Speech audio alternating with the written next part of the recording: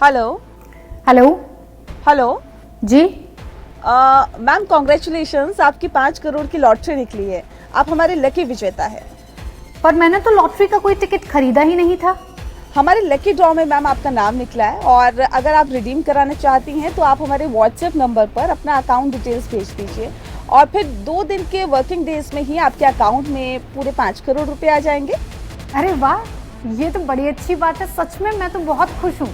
रुकिए, अभी आपके नंबर पर मैं व्हाट्सएप करती हूँ। जी जी जी मैम, जल्दी से आप अपना अकाउंट डिटेल्स भेज दीजिए मुझे, और ये भूलिएगा नहीं, क्योंकि आपका नाम आया और जैसे ही अकाउंट डिटेल्स आएगा तो आपको जो रकम है वो क्रेडिट हो जाएगी। नमस्कार। स्पेशल एडिशन में अपने सहयोगियों नेहा और वक्ता के साथ मैं हूं अक्षय सिंह। अभी अभी जो बातचीत आपने सुनी, ये एक झलक भर है। जो नूह आज सांप्रदायिक हिंसा में झुलस रहा है, उसकी एक झलक, जहां दंगों की आड़ में रची गई एक भयानक साजिश। पहली बार किसी भी न्यूज चैनल के पर्दे पर आप देखेंगे ऑपरेशन नूह, सबसे बड़ा खुलासा। ऑपरेशन नूह, सबसे बड़ा खुलासा। हरियाणा के नूह में हिंसा के बाद प्रशासन की कार्रवाई टॉप गियर में चल रही है। नूह के एसपी की छुट्टी कर दी गई है। हिंसा के आरोपियों के कबूलनामे भी सामने आए हैं। अवैध रूप से रह रहे रोहिंग्या शरणार्थियों के ठिकाने पर बुलडोजर गरज रहा है। आरोपियों को पुलिस रिमांड पर भेजा गया है। इन सब के बीच कड़ी सिक्योरिटी के बीच जुमे की नमाज अता की। हरियाणा की हिंसा में मुजरिमों पर शिकंजे की ये खबर थोड़ी हटकर है। दरअसल नूह में जो कुछ हुआ, उसमें सूत्रों की माने तो इसके पीछे एक पैटर्न था, एक टूल किट था। नूह की हिंसा संयोग नहीं बल्कि प्रयोग थी। कैसे और क्यों, इसमें एक कड़ी हम खोलेंगे और खुलासा करेंगे कि नूह की हिंसा के पीछे आखिर था तो क्या था। कैसे और क्यों, इसमें एक एक कड़ी हम खोलेंगे और खुलासा करेंगे कि नूह की हिंसा के पीछे आखिर था तो क्या था। वजह जानेंगे तो आपके भी होश फाख्ता हो जाएंगे। लेकिन ये एक ऐसी कहानी है जो कपोल कल्पना नहीं, 100% सच है। एक पैटर्न है जो नूह में हुए बलवे और बवाल के असली गुनाहगारों की कुंडली खोल कर रख देगा। ये जालसाजी और ठगी की ऐसी कहानी है जो आपको चौंका देगा। साइबर क्राइम की वो सत्य कथा जो आपको सोचने के लिए मजबूर कर देगी। हेलो। हेलो। हेलो। हिंसा में साइबर ठगी का क्या कनेक्शन हो सकता है, ये आप सोच सकते हैं, लेकिन जब पूरी पिक्चर साफ होगी तो आप समझ जाएंगे कि इस हिंसा के असली खलनायक कौन थे। नफरत की इस आग को कौन हवा दे रहा था। इसके पीछे साइबर ठगी की एक अभूतपूर्व कहानी है।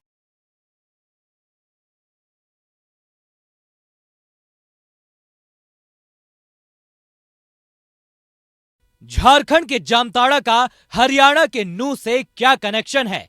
हरियाणा के नूह का राजस्थान के अलवर से क्या नाता है?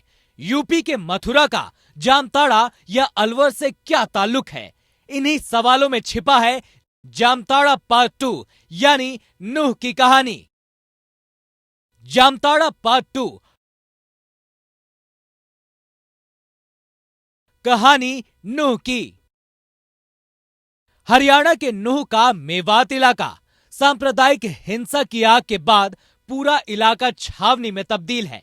जब हिंसा की लपटें भड़की थी तो सबसे चौंकाने वाली खबर यह आई थी कि जब नूह में साइबर थाने पर हमलावरों ने बस से टक्कर मारकर दीवार तोड़ी और थाने में जमकर तोड़फोड़ की।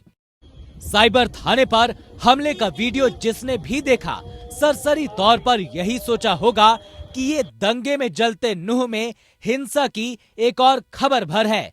लेकिन मामला इतना आसान नहीं जितना दिख रहा था।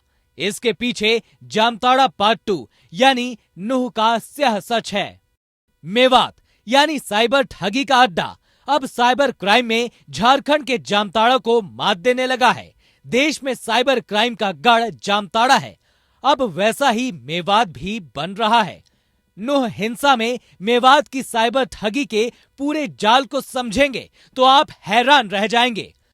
मेवात वो इलाका है जिसमें सिर्फ हरियाणा ही नहीं बल्कि राजस्थान और उत्तर प्रदेश के कुछ हिस्से भी आते हैं। हरियाणा में मेवात और गुरुग्राम की दूरी ज्यादा नहीं है। गुरुग्राम जहां साइबर सिटी है, वहीं मेवात साइबर ठगी का गढ़। देश के सबसे पिछड़े इलाकों में से एक है मेवात। जामताड़ा और मेवात की कहानी क्यों अहम है, वो भी नूह में हिंसा की बात चल रही है। इसको समझना है तो पहले जामताड़ा को जानिए। जामताड़ा पर नेटफ्लिक्स की वेब सीरीज काफी चर्चित रही। पता लगा यार कौन सी गैंग है जो इतनी खुली घूम रही है। गाड़ी उठ गई है एसएचओ साहब की और वो भी बीच थाने में थे। मेवात किस तरह साइबर क्राइम का गढ़ बन रहा है या बन चुका है, इसे ऐसे समझ सकते हैं कि जैसे ही आप यहाँ पहुंचेंगे वैसे ही जगह जगह पर साइबर अपराध से जुड़ी चेतावनियां लिखे बैरिकेड बैनर दिखने लगेंगे। इसके अलावा नूह जिले में जुरेहरा पहला पुलिस थाना पड़ता है। यहाँ पर भी साइबर अपराध को लेकर लिखा है ताकि भोले भाले लोग साइबर ठगों का शिकार न बन जाएं। अब पूरे टाइमलाइन पर गौर कीजिए। नूह हिंसा की टाइमलाइन। सोमवार को नूह के मेवात में सांप्रदायिक हिंसा भड़की। इस हिंसा के बाद दंगाइयों ने सबसे पहले नूह के साइबर क्राइम थाने पर हमला किया। सबसे पहले साइबर क्राइम थाने को निशाना बनाने पर सवाल उठने लगे। ये जांच का विषय कि दंगाइयों ने ऐसा क्यों किया। अगर घटनाओं की चेन देखें तो सबसे जरूरी बात यह है कि मेवात में साइबर क्राइम के खिलाफ पुलिस ने बड़ा एक्शन लिया था। देश के कई राज्यों से साइबर ठगी की शिकायत आने के बाद लोगों को गिरफ्तार किया गया था। अप्रैल में नूह जिले में साइबर अपराधियों के खिलाफ हुआ था बड़ा एक्शन। नूह में 14 जिलों की पुलिस का छापा। 5000 से ज्यादा पुलिस वालों ने 102 टीमों में बंटकर साइबर ठगों पर नकेल कसने के लिए दबिश दी थी। गांवों में छापेमारी के दौरान सैकड़ों संदिग्ध हिरासत में लिए गए थे। 66 साइबर ठगों को गिरफ्तार कर लिया गया था। पुलिस को देश भर में 28,000 से ज्यादा लोगों से 100 करोड़ रुपए की ठगी की शिकायत मिली थी और इस ठगी का केंद्र था मेवात। मेवात के साइबर जालसाजों ने धोखाधड़ी के लिए 219 बैंक अकाउंट और 140 यूपीआई अकाउंट का इस्तेमाल किया था। छापे में 166 फर्जी Aadhaar card, 5 PAN card, 128 ATM card, 66 mobile, 99 SIM, 5 POS machine, 3 laptop जब्त किए थे।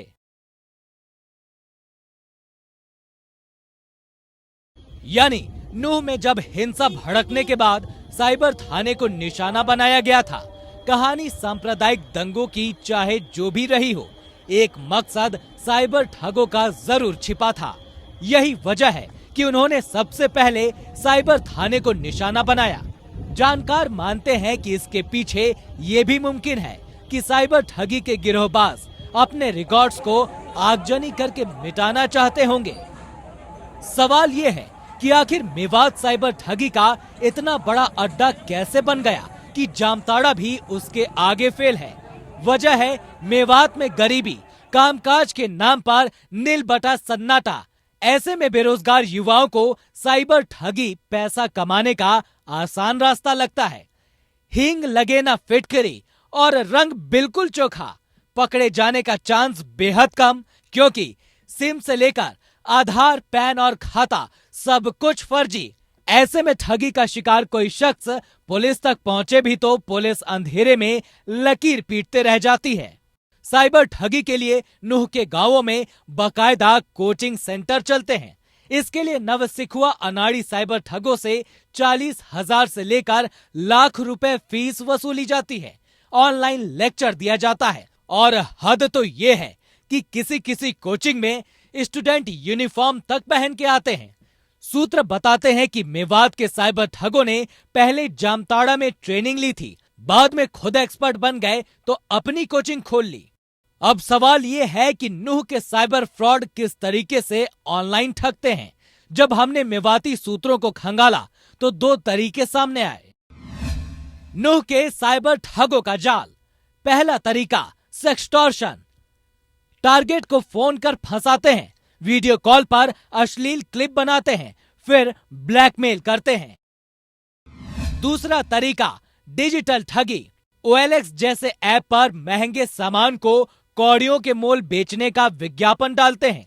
कोई क्लाइंट फंसा तो पैसे लेकर कुरियर से भेजने की बात कहते हैं। भरोसा जगाने के लिए खुद को सेना का अधिकारी बताते हैं।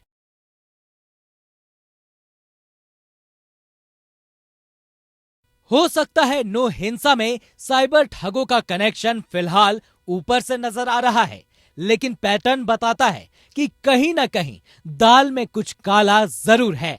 अब इसमें सच क्या है क्या नहीं, ये पता लगाना जांच एजेंसियों का काम है।